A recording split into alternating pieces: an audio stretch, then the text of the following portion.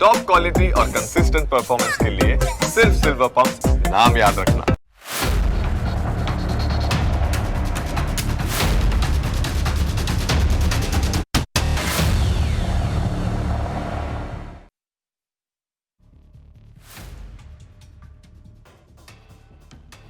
નમસ્કાર, હું Janak Dave. Full stop news analysis પ્રોગ્રામમાં આપનું સ્વાગત છે.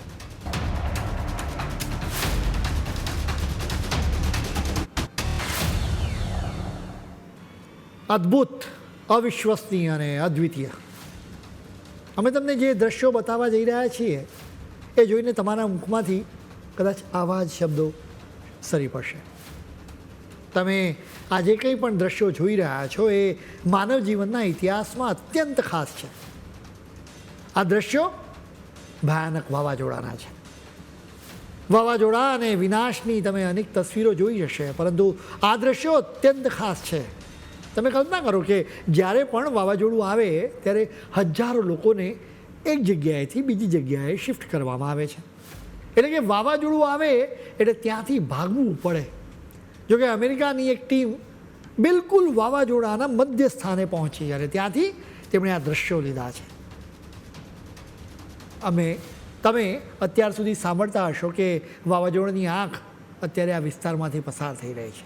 તમે માત્ર એના વિશે સાંભળતા હશો, પરંતુ હવે દુનિયાને વાવાઝોડાની આંખના દ્રશ્યો જોવા મળી રહ્યા છે. કોઈ પણ ચક્રવાતના મધ્યભાગ એટલે કે કેન્દ્રને આંખ કહેવામાં આવે છે. કોઈ પણ ચક્રવાતી તોફાનની આંખનો વ્યાસ એટલે કે ઘેરાવો એનો ઓછામાં ઓછો 30 કિલોમીટરનો હોય છે. આ આંખની તરફ સતત વાદળો ફરતા રહે છે. આંખની નીચેના ભાગમાં આંખની દિવાલ હોય છે. ચક્રવાત એક રીતે વાદળોનો ઘેરાવો છે. આ ત્યારે જ સર્જન પામે છે જ્યારે ચક્રવાતી વાવાઝોડું ગંભીર કે અત્યંત ગંભીર સ્વરૂપ ધારણ કરે. અત્યંત ગંભીર સ્વરૂપના ચક્રવાતની આંખ વચ્ચેથી ખાલી હોય. આ ખાલી વિસ્તાર 30થી 65 કિલોમીટરના વ્યાસનો હોઈ શકે. એની તરફ વાદળ, તોફાની પવન અને સતત વીજળી અને ભારે વરસાદ થતો રહે છે. સામાન્ય ચક્રવાતની સ્થિતિમાં આંખ જો બને છે, પણ એ ગંભીર ચક્રવાતની આંખની માફક દિવાલ બનાવી શકતું નથી. એની ઉપર વાદળોનું એક કવચ બનેલું રહે છે. વાવાઝોડું એટલે કુદરતનો પ્રકોપ. એના મધ્ય ભાગમાં જવું એ ખૂબ જ જોખમી બનતું હોય છે. અમેરિકાએ જોખમ કામ પાર પાડ્યું છે. કુદરતના પ્રકોપની પરવા ન કરીને અમેરિકાનું એક પ્લેન મંગળવારે વાવાઝોડા મેલિસાની આંખની અંદર પ્રવેશ્યું. અમેરિકાના નેશનલ ઓશિયાનેટિક એન્ડ એટમોસ્ફેરિક એડમિનિસ્ટ્રેશનના હરિકેન હન્ટર વિમાને આ અત્યંત જોખમી ઉડાન ભરી હતી. એણે 35.40 કિલોમીટર પહોળી આંખના દ્રશ્યો કેપ્ચર કર્યા. અમેરિકાના સાહસી અધિકારીઓ આ પ્લેનમાં બેઠા હતા. તેમણે કહ્યું કે આ તો મંત્રમુગ્ધ કરનારો અનુભવ હતો. ચારે તરફ તોફાનના વમળોની વચ્ચે રહેવું અશક્ય હોય છે. એ કંઈ ઢીલા પોછાનું કામ નથી હોતું. વળી આ તોફાન પણ ખૂબ જ શક્તિશાળી છે. એટલાન્ટિક મહાસાગરમાં આટલું ઝડપી વાવાઝોડું ફૂંકાયું નથી. એટલે આવા વાવાઝોડાની આંખની અંદર જઈને તોફાનને જોવું એ ખૂબ જ મોટી વાત છે. આ વાવાઝોડું જમૈકા પછી ક્યુબામાં પણ પ્રવેશ્યું. જમૈકામાં મેલિસાએ ભારે વિનાશ વેર્યો છે. એક સમયે એની સ્પીડ 300 કિલોમીટર પ્રતિ કલાકની હતી. એટલે તમને એનાથી જ અંદાજ આવી શકે કે આ વાવાઝોડું કેટલું પાવરફુલ છે. જમૈકામાંથી વિનાશની તસવીરો સામે આવી રહી છે. ચારે બાજુ કાટમાળ દેખાય છે, વૃક્ષો તૂટી પડ્યા છે, મકાનોને નુકસાન થયું છે. જમૈકામાં છેલ્લી એક સદીમાં આટલું ભયાનક વાવાઝોડું ફૂંકાયું નથી. જ્યાં પણ મેલિસાની આંખ ટકરાઈ છે ત્યાં વધારે વિનાશ વેરાયો છે. જમૈકામાં હજારો લોકોને શિફ્ટ કરવામાં આવ્યા. વળી અહીં અંધારપટ છવાયો છે. આ વાવાઝોડામાં અનેક લોકો માર્યા ગયા છે. જમૈકામાં નદીઓનું જળસ્તર વધ્યું છે, જેની સાથે જ અહીં મગરનું પણ જોખમ સર્જાયું છે. એટલે જ જમૈકાના લોકોને મગરોથી એલર્ટ કરવામાં આવી રહ્યા છે.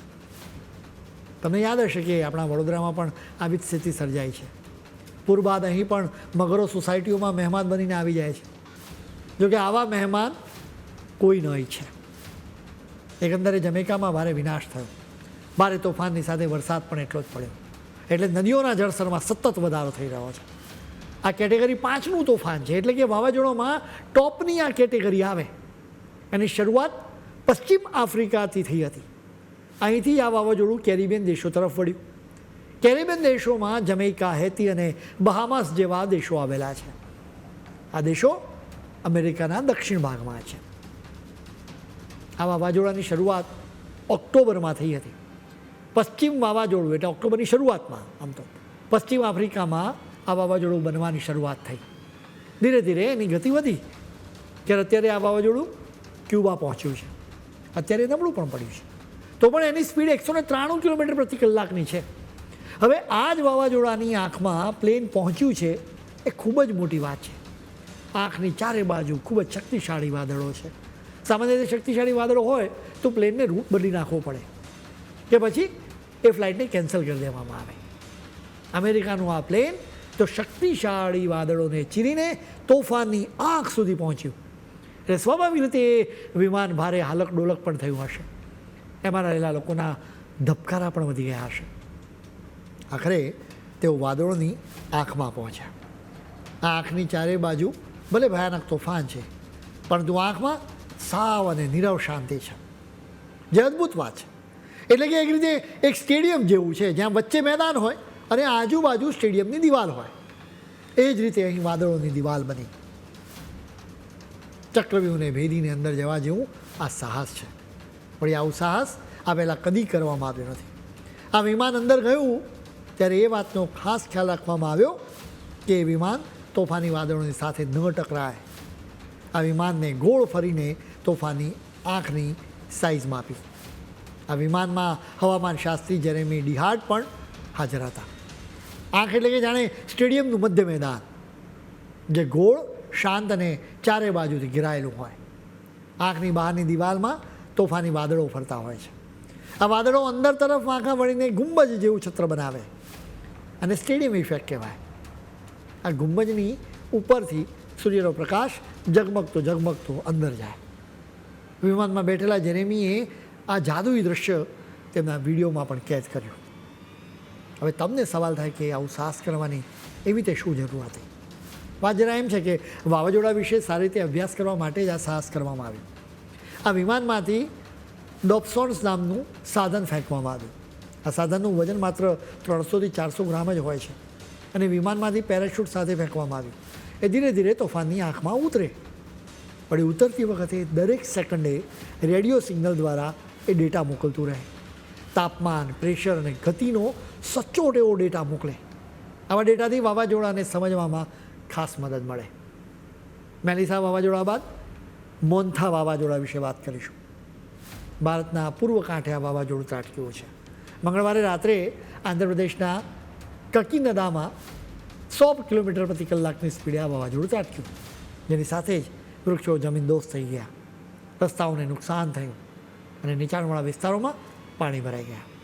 આ વાવાઝોડું બુધવારે સવારે થોડુંક નબળું પડ્યું છે. એની સ્પીડ ઘટીને 83 કિલોમીટર પ્રતિ કલાકની છે. આંધ્રપ્રદેશમાં મોન્થાના કારણે 38,000 હેક્ટર જમીનમાં પાક નષ્ટ પામ્યો છે. આંધ્રપ્રદેશના પડોશી રાજ્યોમાં પણ એની અસરો અત્યારે જોવા મળી રહી છે. ઓડિશાના અનેક વિસ્તારોમાં પણ વરસાદ પડ્યો. કેટલાક વિસ્તારોમાં ભેખડો પણ ધસી પડી છે. એ સિવાય તેલંગાણામાં પણ ભારે વરસાદ પડ્યો છે. આપણે કુદરતને ખૂબ જ નુકસાન પહોંચાડ્યું છે, જેના કારણે જ છેલ્લા કેટલાક દશકાઓમાં વાવાઝોડાનું પ્રમાણ વધ્યું છે. મેલિસા અને મોન્થા જેવા વાવાઝોડા વખતો આવ્યા જ કરે છે. મેલિસા અને મોન્થાના કારણે અનેક વિસ્તારોમાં ભારે વરસાદની સ્થિતિ રહી છે.